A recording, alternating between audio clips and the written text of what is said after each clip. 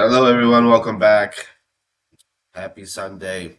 Today's Takes with Alex. I'm your host, Alex. The topic of this video is reward and punishment, understanding divine justice and human choice. Life is full of consequences.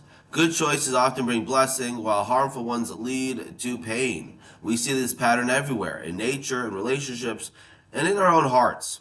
Why does the world work this way? Is reward and punishment merely mechanical, or is there a deeper spiritual purpose behind it? You know, Tachanun is it's just beyond. Today we explore the spiritual significance of reward and punishment. This teaching is universal for every person who has ever wondered why life responds the way it does to our actions.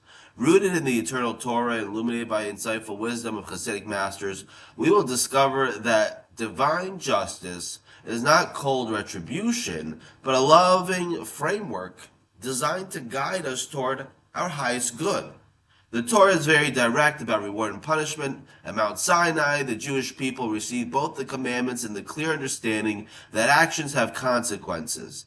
Deuteronomy lays out the choice plainly. See, I set before you today blessing and curse, life and goodness. If we follow God's ways, or difficulty, we turn away. We see this principle throughout the Torah.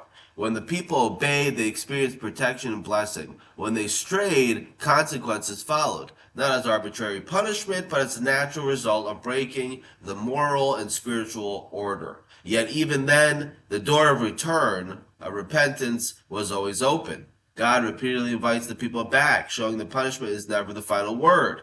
The Torah's system of reward and punishment is rooted in love. It teaches personal responsibility while offering mercy. It is designed to help us grow, not merely to keep score. Every consequence is ultimately meant to draw us closer to the path of life.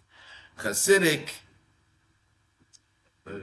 the Hasidic masters offered a deeply compassionate understanding of reward and punishment. They taught that God does not punish out of anger, but as a loving parent guides a child. The Baal Shem Tov emphasized that even apparent punishment contains hidden mercy. It is meant to awaken us, refine us, and bring us back to our true selves. The Alter Rebbe in the Tanya explains that the soul's ultimate desire is closeness to God. Reward and punishment serve as feedback. Pleasure and success encourage us when we walk in alignment, while difficulty and consequences call us back when we stray.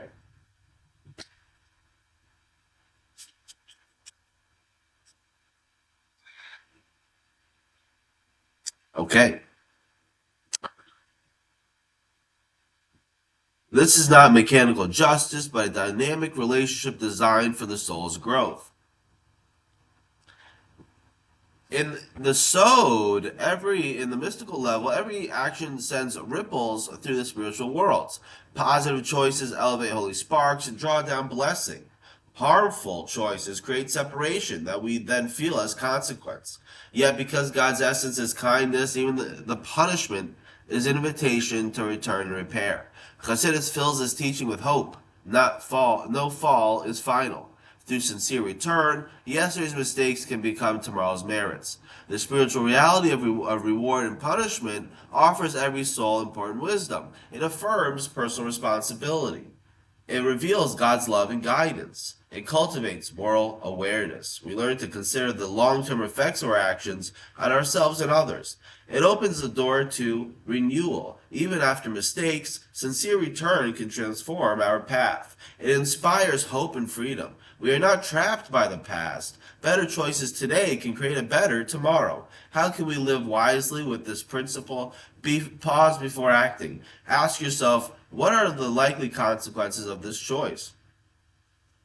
The spiritual framework for reward and punishment is ultimately an expression of divine love. It guides us, refines us, invites us to become our best selves through conscious choice. This week, pay closer attention to the connection between your actions and the results. Choose one area where you can make a wiser decision. Be careful of what you say when you open your mouth. Be an adult. Trust that every step toward goodness is seen and supported from above. And understand that what you put out in the world is probably going to come back to you. And if you can't handle it, you're probably going to run away and cry.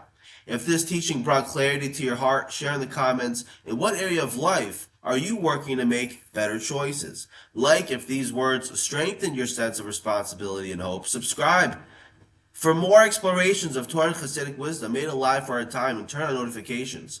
May you walk with awareness and courage. May your choices bring blessing to yourself and to the world. Until next time, choose wisely, learn humbly, and let your life reflect the goodness you wish to see. Everyone have a happy Sunday. Be happy, be healthy, be blessed.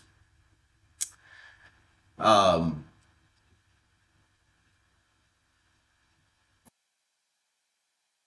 there's just some boundaries that you just don't cross.